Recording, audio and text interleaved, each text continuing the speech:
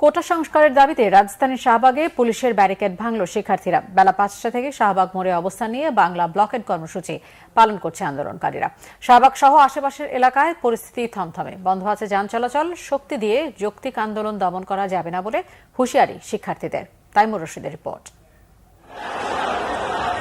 রাজপথে না নামার অনুরোধ আহ্বান কোনো কিছুই দমাতে পারল না কোটা সংস্কারের দাবিতে আন্দোলনরত শিক্ষার্থীদের। বিকাল ৫টার কিছু পরে শাহবাগে পুলিশের ব্যারিকেড ভেঙে ফেলে শিক্ষার্থীরা।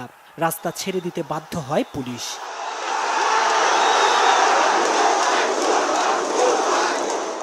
শাহবাগ মোড়ে বিভিন্ন পয়েন্টে জড়ো হয়ে বিক্ষোভ করে শিক্ষার্থীরা।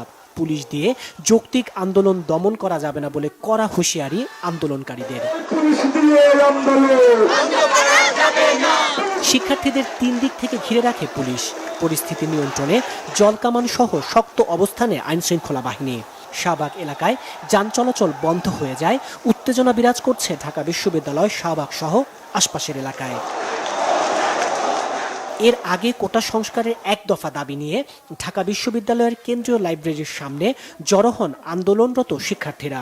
বিকাল ৩:৩০টায় কর্মসূচি শুরুর কথা থাকলেও বৃষ্টির কারণে কর্মসূচি শুরু হতে কিছুটা দেরি হয়। শিক্ষার্থীরা বলেন, শান্তিপূর্ণ আন্দোলনে কেউ শক্তি প্রদর্শন করতে চাইলে দায় তাদেরকে নিতে হবে। নিরসন করো, সংসদে আইন করো, দফা এক দাবি এক, quota not come back, quota not come back, দফা এক দাবি এক। কোটা সংস্কারের দাবিতে ১ জুলাই থেকে আন্দোলনে সাধারণ শিক্ষার্থীরা। তাইমুর রশিদ, বাংলা ভিশন, ঢাকা।